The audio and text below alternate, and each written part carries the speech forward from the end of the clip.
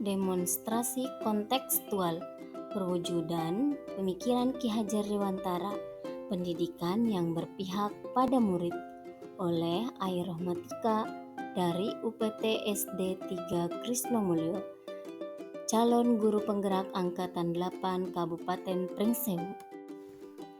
Salam dan bahagia Bapak Ibu guru hebat. Apakah Bapak Ibu guru pernah mempelajari pemikiran Ki Hajar Dewantara?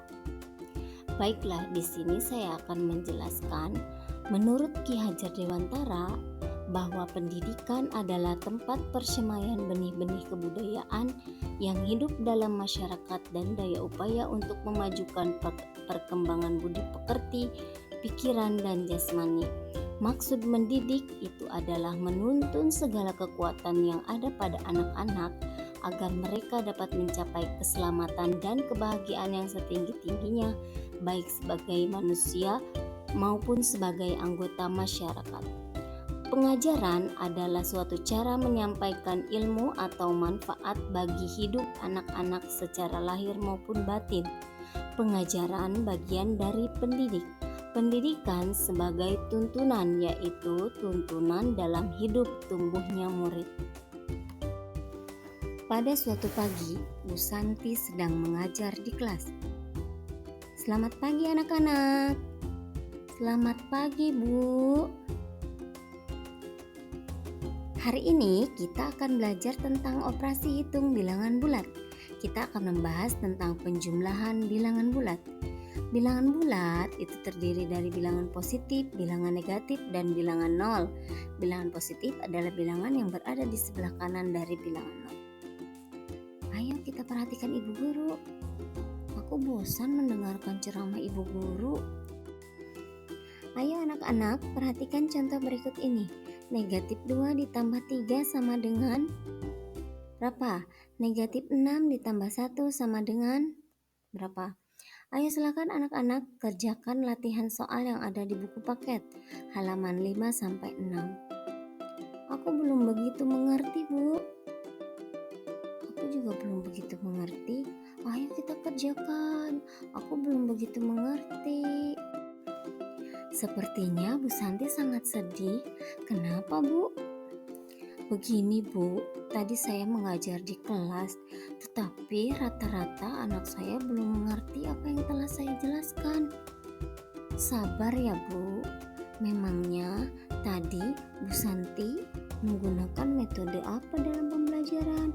Saya hanya menjelaskan kepada mereka dengan metode ceramah, Bu. Nah, menurut Ki Hajar Dewantara, kita sebagai pendidik bertugas menuntun agar murid bisa tumbuh dan berkembang sesuai kodratnya.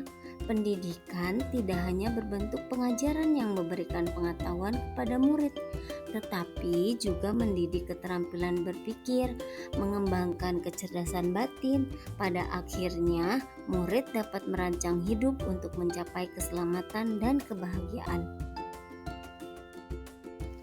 Apakah Bu Santi sudah mencoba merubah proses pembelajaran yang berpusat pada siswa? Misalnya, siswa dituntut untuk berdiskusi dan mengerjakan suatu proyek. Belum, Bu. Saya belum coba. Kalau begitu, saya akan mencoba melakukan pembelajaran yang berpusat pada siswa. Iya, semangat Bu Santi. Menurut Ki Hajar Dewantara, budi pekerti atau watak atau karakter merupakan perpaduan antara gerak pikiran, perasaan, dan kehendak atau kemauan sehingga menimbulkan tenaga. Budi pekerti juga dapat diartikan sebagai perpaduan antara cipta, yaitu kognitif, karsa, yaitu afektif, sehingga menciptakan karya, yaitu psikomotor. Agar murid mencapai keselamatan dan kebahagiaan, maka sistem Among yang dicetuskan oleh Ki Hajar Dewantara perlu dilakukan dalam proses pendidikan. Sistem Among merupakan metode pendidikan yang menekankan pada proses pembelajaran, yaitu yang pertama ingarso sung tulodo, di depan memberi teladan. Guru memahami secara utuh tentang apa yang dapat ia bantu kepada murid, menjadi teladan dalam budi pekerti dan tingkah laku. Yang kedua, ing madya mangunkarso, di tengah membangun kehendak.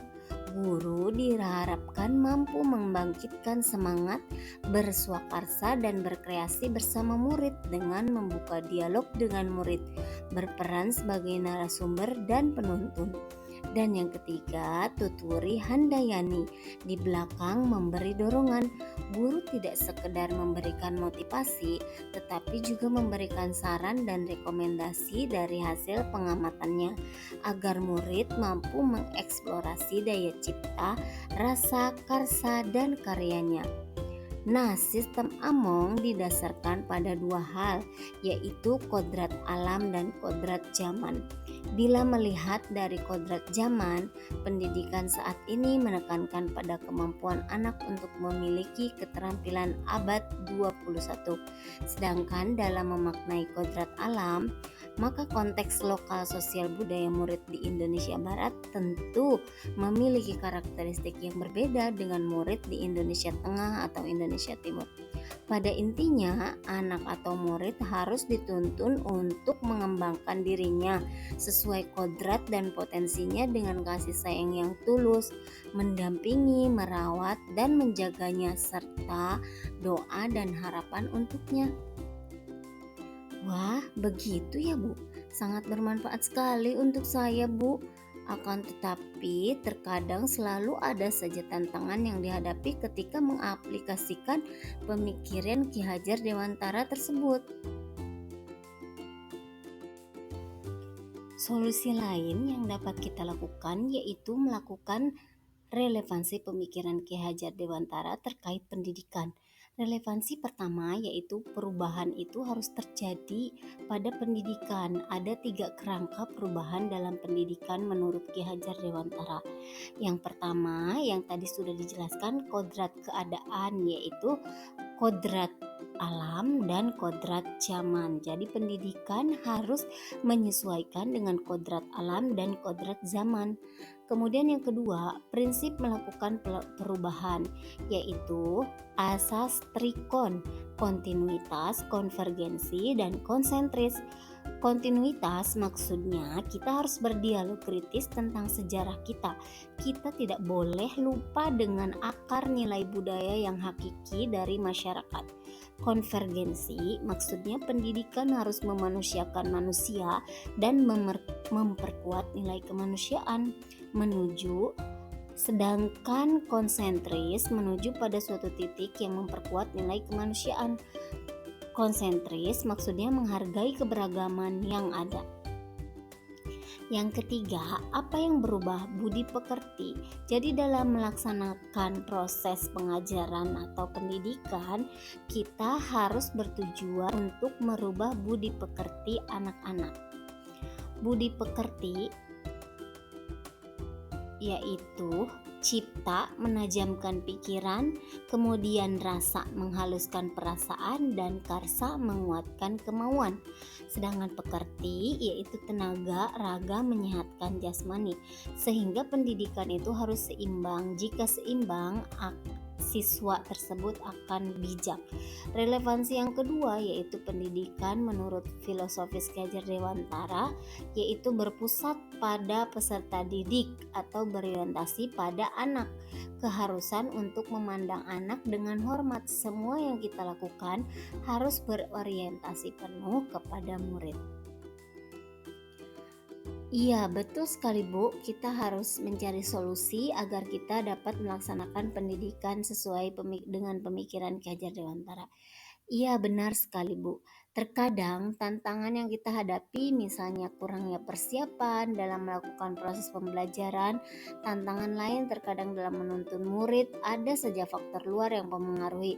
Misalnya menggunakan HP yang berdampak negatif atau mencontoh public figure dalam kesopanan. Iya, betul sekali Bu. Kita harus menyadari bahwa kita sebagai pendidik harus terus belajar dan disiplin dalam melaksanakan tugas kita. Terima kasih banyak ilmunya. Ya Bu, saya akan mencoba mengaplikasikan di kelas.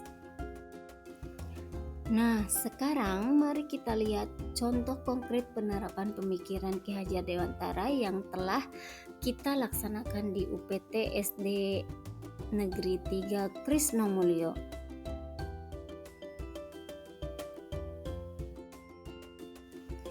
Nah, sekarang mari kita lihat contoh konkret penerapan pemikiran Ki Hajar Dewantara yang telah kita laksanakan di UPT SD Negeri 3 Krisnomulyo.